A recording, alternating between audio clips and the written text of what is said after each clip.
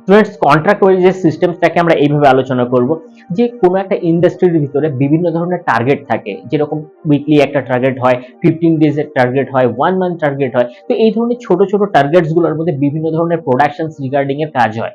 আচ্ছা, সেখানে কাজ কোনো ব্যক্তিগত ইন্ডিভিজুয়াল কোনো স্টাফ হতে পারে বা একটা টিম ওয়াইজে সেই কাজগুলোকে কমপ্লিট করা হতে পারে। তো এই ধরনের কাজগুলোকে যখন টিম ওয়াইজ বা ব্যক্তিগতভাবে করা হয়, তখন কোম্পানির পক্ষ থেকে ম্যানেজমেন্ট একটা ইনসেনটিভের ব্যবস্থা করে।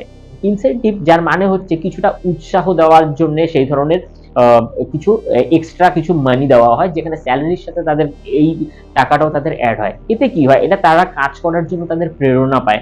এটাতে তাদের একটা মোটিভেশনস মিলে কি আগামীতে যখন আবার কাজ করার সুযোগ আসবে তখন 100% তারা এফোর্ট দিয়ে বা তারা নিজেদের বেস্ট পারফরম্যান্স দিয়ে সেই কাজটাকে করতে পারে। তো এতে কি হয়, দুটো এতে ফায়দা হয়। একটা, কোম্পানিতে ভালো প্রোডাকশনস হয়, তার কোয়ালিটি ইম্প্রোভাইজ হয়। আর যে কর্মচারীরা আছে তারাও স্যালারির সাথে তারা কিছু এক্সট্রা অর্থ উপার্জন করতে পারে। তো এই সামগ্রিক ব্যাপারটাকে কন্ট্রাক্ট ওয়েজেস সিস্টেমস বলা হয়। Thank you.